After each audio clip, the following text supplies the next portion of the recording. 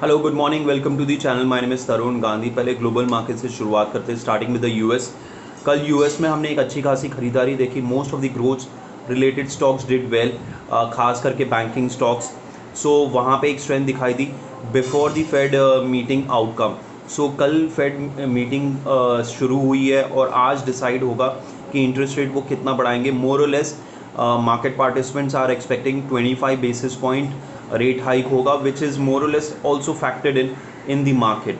अगर इससे ऊपर होता है तो हम मार्केट रिएक्ट करेगा, और उसके साथ साथ कमेंट्री कैसे रहती है उस पर भी लोगों की नज़र रहेगी। एशियन मार्केट्स की हम बात करें तो एशियन मार्केट्स भी अच्छा खासा स्ट्रेंथ दिखा रहे हैं पोस्ट जहाँ पे ब्रेंट क्रूड ने भी वीकनेस दिखाई। ऑलमोस्ट $100 के नीचे अभी ट्रेड करना शुरू हुआ है early morning.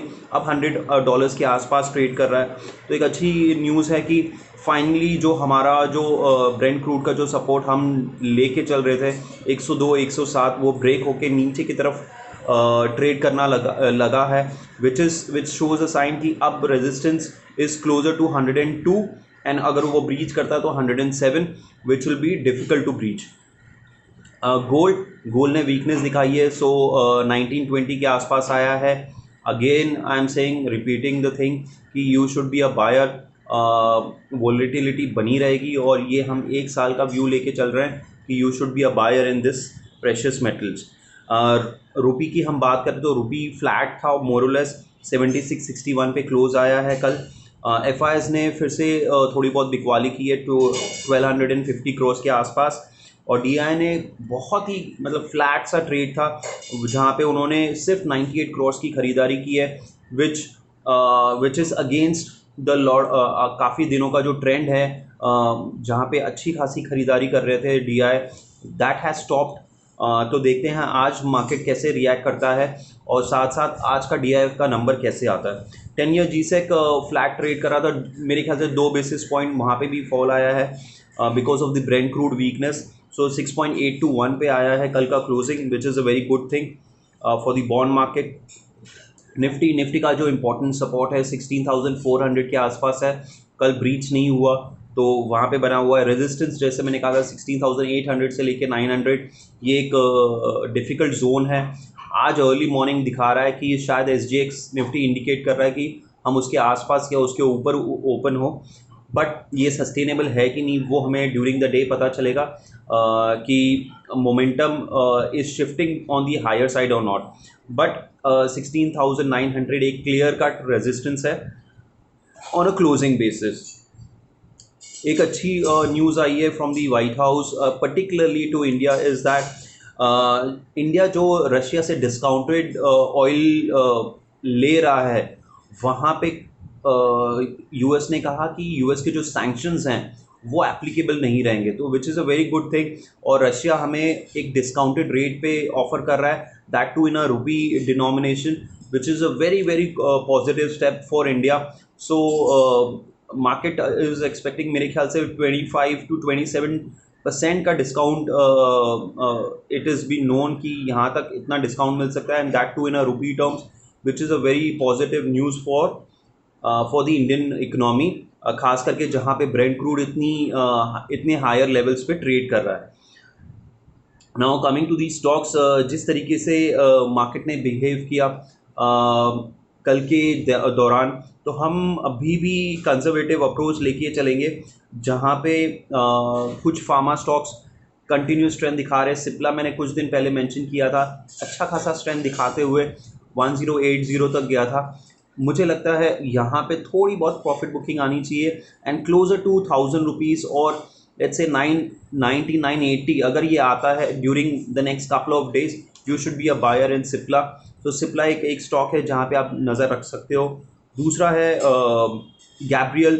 Auto companies are showing some kind of a strength, तो जहाँ पे गैब्रियल हो गया, अशोक लेलैंड, टाटा मोटर्स, किसी हद तक टाटा मोटर्स का रेजिस्टेंस क्लियरली 435 440 के आसपास है, वहाँ पे प्रॉफिट बुकिंग हो सकती है। Ashok Leyland, it has a resistance at around 120-125।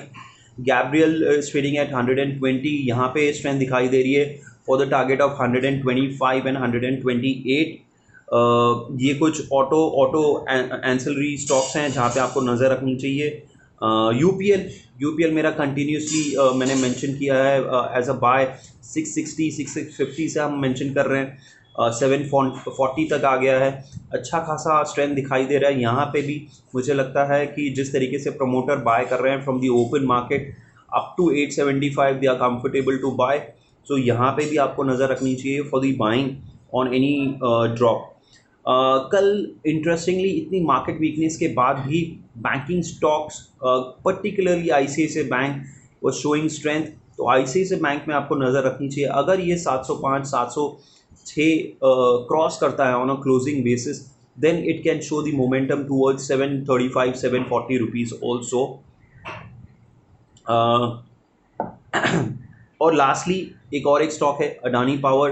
Adani power भी एक इतने मार्केट के वोलेटिलिटी के बावजूद भी एक 115 120 को सपोर्ट कर रहा है।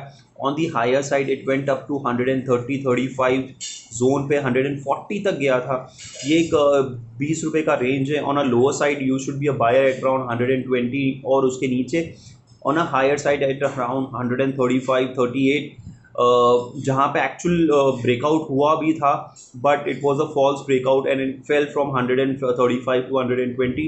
सो एक रेजिस्टेंस है एट अराउंड 135 138 जोन पे, यहाँ पे आपको ट्रेड लेके चलना चाहिए। ये कुछ स्टॉक्स हैं, करीबन 5-6 स्टॉक्स मैंने आपसे शेयर किया है जहाँ पे आपको नज़र रखनी चाहिए।